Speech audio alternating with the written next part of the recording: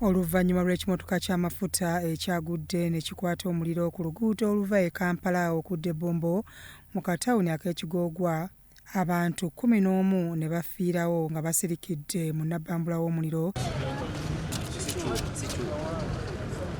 Embeera esiibye nga ya Kiyongobero.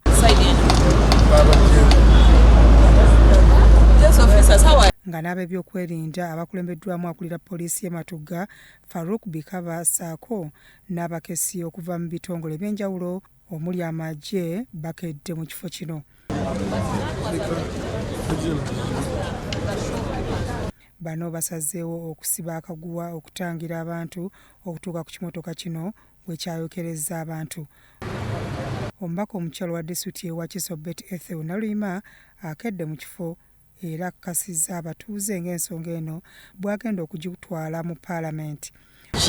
Kubanga ng'oggyeko nti fire brigade yabadde ekawala ne response time tusa kubala 1.5 hours tufunye accidents tulina scene nga tewannabeerawo security organ etuuka ku scene eyo kubanga ebimu tebiba byakuteekako obuteesimazi naye n'okuziyiza abantu okusembera that scene nga kati such a scenario kuba kiba kirina okukolebwa nga tewannabeerawo muntu yenna afa nga bwe tulaba kati tetulina kuyingira wano abantu balina kukoma wano so ndowooza waliwo ebintu etulina okukwatira wamu.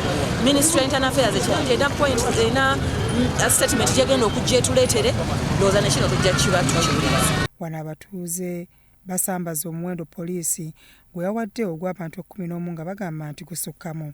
Bano era basambaza n'ebyogerwa nti abaafudde babadde bagenze kusena amafuta.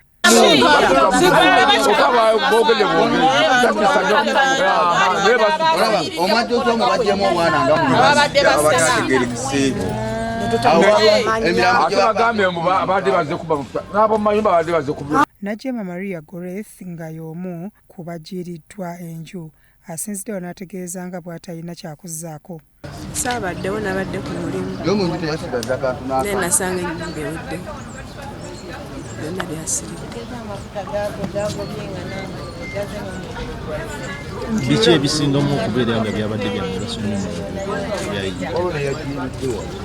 abadde mu fridge gyembadde nkozesa yabaddemu amasimu gabadde gasigaddemu ebintu by'obulamu bwa bulijjo mufasibindi bwange engoye tetwasigaza.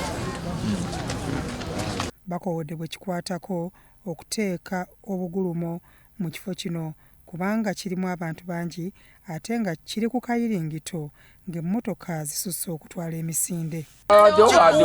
Bwebafaana bwe wati tewatuukana kubeera nga tewabeerawo hamps wantu watema akakubo katini ab'emmotoka beefuula mukoko emmotoka nyingi zigwa wano olw'ensonga siroopu nnene nnyo ekavalinga almost kilomita namba.